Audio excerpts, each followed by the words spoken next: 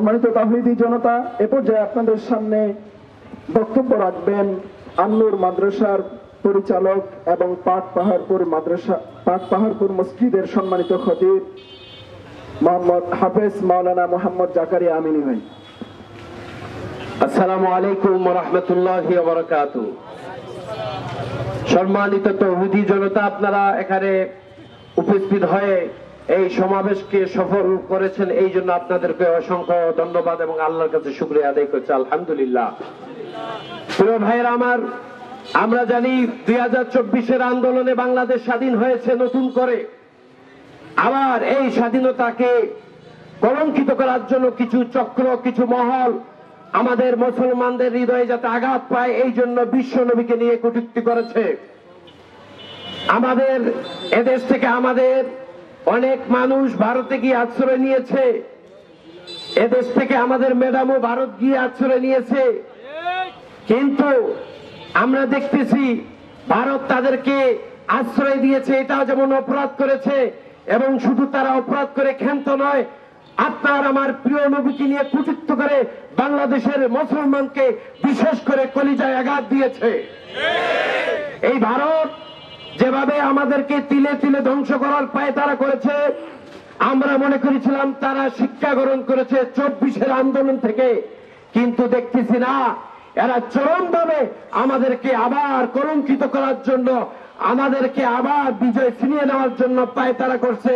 কিন্তু বাংলাদেশের তাওহীদি জনতা, মুসলমান এটা কখনো বরদাস্ত করবে না ইনশাআল্লাহ। আমাদের এক বিন্দু রক্ত থাকা পর্যন্ত, আমরা কোন মুসলমান বেঁচে থাকা পর্যন্ত নবীকে নিয়ে কটূক্তি করবে এইরকম কোন কুলাঙ্গার বাংলাদেশে থাকতে পারবে না, ভারতেও থাকতে পারবে না ইনশাআল্লাহ। ওই ভারতের পুরোহিত রামগিরির ফাঁসি চাই ইনশাআল্লাহ। কে কে চান দোয়াত তুলে আল্লাহকে দেখান। আমার ভাইয়েরা, এই ভারত সরকার রামগিরির কোনো বিচার করে নাই। আমি মনে করি যারা এই রামগিরি সহ বিজেপি নেতা যারা আশ্রয় দিয়েছে, ওই সমস্ত কুলাঙ্গার গুলোকে তারাও সমান অপরাধী, তাদের বিচার আমরা করবো ইনশাআল্লাহ।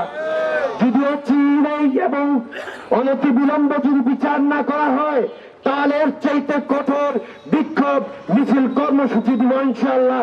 সবাই থাকতে রাজি আছে? আমার ভাইয়েরা, আরেকটি কথা, এই যে আমাদের মুসলমানদেরকে তারা উস্কিয়ে দিচ্ছে, এর মানে সতর্ক থাকতে হবে। বাংলাদেশের কোন মন্দির এবং কোন যারা উপাসনালয় আছে, এগুলোর প্রতি আমাদের মুসলমান কোন যেন আঘাত বা কোন রকম ঢিল না ছুড়ে। মুসলমানরা প্রমাণ করে দিয়েছে, মুসলমান ইসলাম শান্তির ধর্ম, কখনো তারা মন্দিরে হামলা করে নাই, বরঞ্চ মন্দির পাহারা দিয়েছি। আমার ভাইয়েরা, আমাদেরকে কলঙ্কিত করার জন্য তারা অনেক অপচেষ্টা করেছে, কিন্তু পারে নাই। আমরা প্রমাণ করে দিয়েছি আমরা শান্তিকামী মুসলমান। আমরা শুধু মুসলমানদের জন্য নিরাপত্তা দিব না, হিন্দুদেরকেও বাংলাদেশে নিরাপত্তা দিব ইনশাআল্লাহ।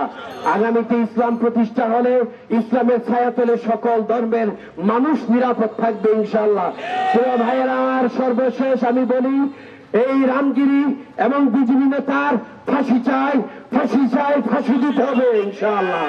প্রিয় ভাইয়েরা আমার, এই বলে শেষ করছি।